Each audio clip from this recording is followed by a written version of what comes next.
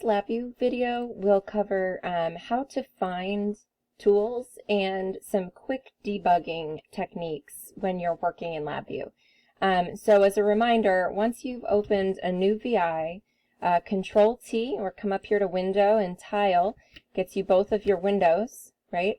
And if you don't automatically have your controls up or your functions up, just remember that you can always right-click on your front panel, and that brings up the controls. I usually pin them open, and then I move that in front of my block diagram because when I click to program, then it goes away.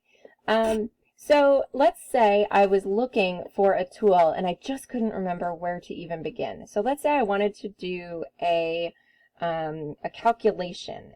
I should be in my functions for this. So search is right there on my palette. So if I come to my functions, I can search for what it is I'm trying to do. And so multiply, I double click on this top one and it gives me the multiply tool.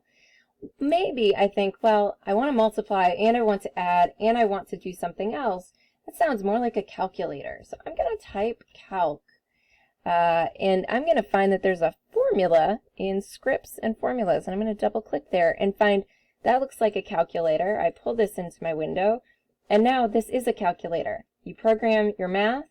You can have as many inputs as you need. You only have one output, and that's it. So I found that using this search function. Maybe I need a power function. Maybe I want to do something exponential. And now I can find, oh, there are exponential functions. Okay? And so this search tool is very useful if you have an idea of what you're trying to do. Maybe you know you need a case structure, but you can't remember where to find structures. I can find my case structure. While loop, right? So if you lose things, you can always find them that way. Same idea here. I know I need a chart. I don't remember where to find a chart. So I type in chart and I find it here. I add it, and you can look into what's the difference. Maybe I don't know. Waveform chart versus waveform graph. I'm just not sure.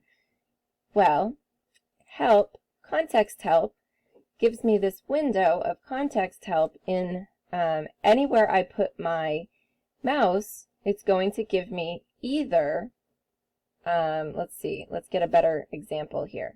So if I type the formula node, okay, we actually see context help there, right? So this is giving me information. Whereas when I clicked on the waveform chart, I really didn't see anything. It said no description available. And so detailed help, let's click on that, and it will bring me up the LabVIEW help window for types of charts and graphs.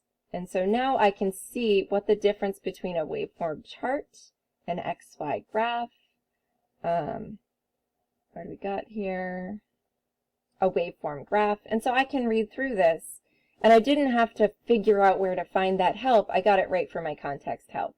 And so I just wanted to show you quickly how to find some controls, use that search option, and turn on context help, which often gives you just a quick snip of information about the tool and then a link to the detailed help.